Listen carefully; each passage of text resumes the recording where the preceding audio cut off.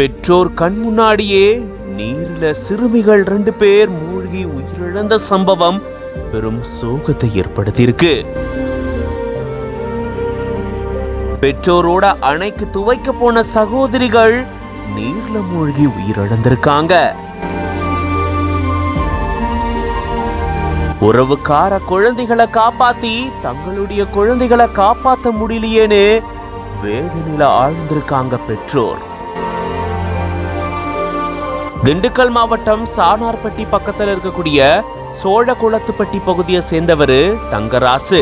இவரு ரெட்டியார் சத்திரம் பகுதியில் இருக்கக்கூடிய கல்குவாரியில கூலி தொழில் செஞ்சுட்டு வந்திருக்காரு.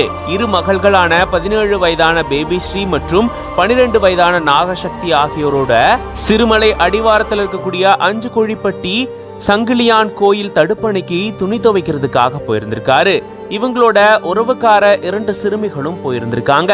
தடுப்பணையில சிறுமிகள் குளிச்சிட்டு இருக்கும் போது எதிர்பாராத விதமா நீர்ல 4 பேரும் சிக்கியிருந்திருக்காங்க. உடனடியா அங்க இருந்த தங்கரா சிறுமிகளை மீட்கும் முயற்சியில் ஈடுபட்டிருந்திருக்காங்க. அப்போ உறவுக்கார சிறுமிகளை பத்திரமா மீட்டு நிலையில இவங்க பெத்த 2 பொண்ணுங்களையும் காப்பாற்ற முடியாத சூழல் ஏற்பட்டிருக்கு. உடனடியா மீட்பு குழுவினர் அங்க வந்திருந்திருக்காங்க.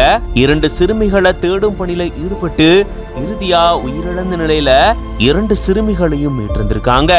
மீட்கப்பட்ட அவங்களுடைய உடல்கள் பிரேத பரிசோதனைக்காக திண்டுக்கல் அரசு மருத்துவக் கல்லூரி மருத்துவமனைக்கு அனுப்பி வைக்கப்பட்டிருக்கு.